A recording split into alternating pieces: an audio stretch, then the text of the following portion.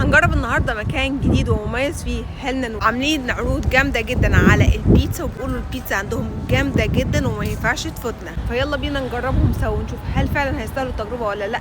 يلا بينا. تري برجر من الاماكن المتخصصه في البيتزا والبرجر، ودايما بيعملوا عروض جامده جدا. النهارده هنجرب عرض اننا نطلب اي نوع بيتزا لارج بسعر مغري جدا، والسعر يا جماعه 465 جنيه، وهو ده العرض اللي احنا اخترناه. وكمان طلبت ان البيتزا تكون ستافد كراست، زود 45 جنيه على كل بيتزا عشان تكون ستافد. واخيرا وصل الاوردر وما اخدش وقت كبير في تحضيره، ومتحمسه للتجربه دي. اول نوع بيتزا ده الحجم اللارج، دي بيتزا تشيكن كريسبي، شكلها حلو قوي. كميه الفراخ الكريسبي على البيتزا كميه كويسه، كميه مش قليله خالص. بس هنا حاسه ان كميه الجبنه الموتزاريلا قليله، مفيش جبنه موتزاريلا. فين المطه بتاعت الجبنه الموتزاريلا واحنا بنطلع السلايس بتاعت البيتزا دي؟ لسه اخدينها حالا، يعني القطعه كانت سخنه جدا. والسكنس او السمك بتاع البيتزا كانت رفيعه جدا، بس شكلها مغري. واهم حاجه عندي التيست. هنا بقى انا متحمسه للتيست جدا، ويلا ندوق نقول بسم الله. طعم البيتزا، العجينه حلوه قوي، بس التوبنج بتاع البيتزا قليل. صوص البيتزا اللي بيتحط قليل. كميه الجبنه الموتزاريلا اللي حاطه قليله جدا، تكاد تكون مش موجوده. فالبيتزا طعمها حلو، بس ناقصها ان هم يزودوا صلصه البيتزا وشويه جبنه موتزاريلا وشويه صوصات اللي بتتحط تودي البيتزا في حته تانية. حتى البيتزا كانت ستافد، كميه الجبنه في الاطراف كانت قليله، مفيش الشده اللي هي تشديها كده او تحسي بالجبنه والاطراف محشيه كتير، لا. فللاسف برضو الاطراف كانت تعتبر فاضيه. خلصنا تجربه اول نوع، نخش على تاني نوع، ودي اكتر بيتزا انا بحبها، اللي تشيكن رانش. وهنا اول ما فتحتها انا اتصدمت. ايه كميه صوص الرانش اللي على البيتزا دي؟ كميه تكاد تكون مش موجوده اصلا. دي بيتزا تشيكن رانش، يعني صوص الرانش يبقى فيها كتير جدا، وكميه التشيكن فيها قليله جدا جدا. هنا بقى انا مش متحمسه لها خالص. كميه الفراخ قليله، كميه الصوص المفروض تكون اساسا موجوده قليله جدا. هنا بقى مفيش مطه جبنه موتزاريلا اساسا. بصوا هنا احنا بنحاول نلاقي مطه، مفيش. حتى البيتزا ما كانتش مقطوعه بشكل كويس، احنا بنعافر عشان نطلع السلايس بيتزا.